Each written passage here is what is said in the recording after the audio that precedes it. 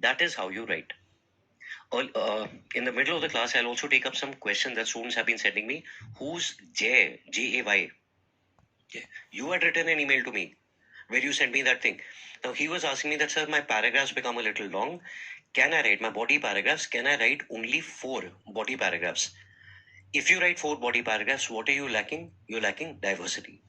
Now I will say that where other students were able to explore 5, maybe even 6 dimensions, you are exploring only 4. Your essay is still fine. That much liberty you always have. But now what will happen? Relative to your comparators, relative to other students, your marks are likely to decline. Simple example, simple information which everyone has. When you're brainstorming, again, the essence comes over there. Please ensure that you bring about or you introduce that over there. Maintenance of British Army was founded by Awadh. Let me just take a pause here. Grammar is not very good. You had written a question in your. He made a very nice PDF and sent it to me. I could not share it here because the PDF doesn't open. But he had written that, sir, how I'm getting questions or remarks that your grammar is not up to the mark. What should I do? This boy, whoever the student is, the grammar is not very great. Yet I assure you, in this introduction, this student will not get less than 7 out of 10. That I can guarantee because the example is very well chosen. The Indian education system. Did you read the Pratham report that was declared yesterday? The annual status of education in India. Students who are 14, 15 years old in their mother tongue, not even in English, in their mother tongue cannot read textbooks which are meant for students of class 2. They cannot even read that much. That's the quality of education we get.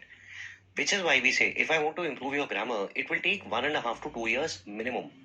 But if you have good content, even with small grammatical errors, you will still get high marks. Because this, even the UPSC understands about you. Reading further, before the 8 simple paragraphs, you start number 1 with your introduction. You write body paragraph number 1.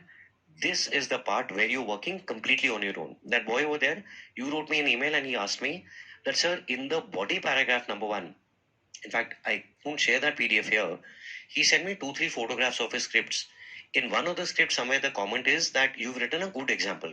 Nice use of examples. You have a good grasp over contemporary topics. You're using examples well. Then there was an example given in body paragraph number 1, and the examiner had written, don't use an example here. This boy's question to me was that, sir, when I write an example in body paragraph 1 also, it gives me a good flow in the paragraph. Should I continue doing that? Answer is no. You always have the freedom. See, what I'm teaching over here, I'm teaching to, let's say, 400 students attending the course. But each one of you has your own individual approach. That's what we call individual differences. You can modify it as much as you want, but there are some fundamentals that you should not change. A couple of students, I'll have to check who that evaluator is, someone called SR, has written in the conclusion that don't just write an anecdote, show the way forward. This evaluator should not have written that. Why? Because the way forward is given in every single paragraph when you're giving us your recommendations. Minor changes you can bring about, but by and large follow the same structure. In body paragraph number 1, keep your language simple, share your thoughts, try not to use theory, and do not use examples. Third, students have learned how to improve. This boy showed me, first test you got 60 marks. And what this girl was asking me and what that boy sent me, let me also share that with you.